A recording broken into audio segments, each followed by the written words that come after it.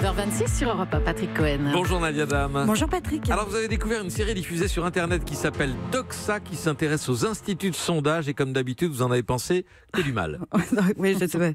Non. C'est assez rare que je pense du bien de quelque chose. Du bien. Non, j'en ai pensé du bien. Je suis qu'amour pour cette web série. Donc elle s'appelle Doxa. Elle est diffusée gratuitement sur le site Studio 4. 6 épisodes de 13 minutes. C'est une série qui décortique l'influence des sondages, l'omniprésence des statistiques dans les débats publics et dans le contenu de l'information. Parce qu'il faut bien avouer que nous, journalistes, on a un tropisme pour les sondages. Quand tu sèches sur un sujet ou que l'actu est un peu molle, il y a toujours un sondage à la con du Parisien.fr pour meubler. Les sondages pour les journalistes, c'est un peu l'équivalent des journées mondiales pour les chroniqueurs et les humoristes de radio. Quand on est en galère, on va tous sur le site journéemondiale.fr pour trouver l'inspiration. Évidemment, ça marche que si c'est une journée un peu marrante, genre journée mondiale de l'orgasme ou journée mondiale sans pantalon, qui n'ont pas la cohérence de tomber le même jour. Et forcément, quand c'est la journée mondiale des maladies nosocomiales, les potentialités de blagues sont assez limitées.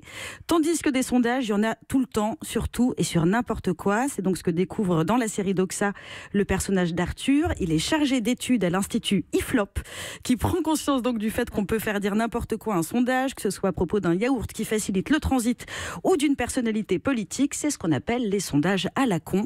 Et c'est comme ça qu'en 2012, dans la vraie vie, pas dans les séries, l'Institut de sondage Mediaprism avait demandé à quel candidat à la présidentielle les femmes françaises demanderaient de faire le ménage chez elles. Nu 23, non, même ménage, pas. oui, Non, sinon ce serait intéressant au moins. Même pas.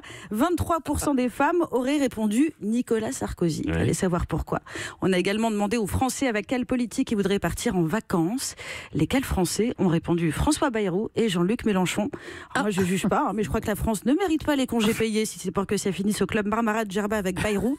Alors, j'ai regardé quel était le dernier sondage publié cette semaine. Il s'agit d'une enquête d'opinion qui a été menée par la marque Pampers, la marque de couches, et qui révèle qu'un tiers des hommes auraient préféré être absents lors de l'accouchement de leur compagne.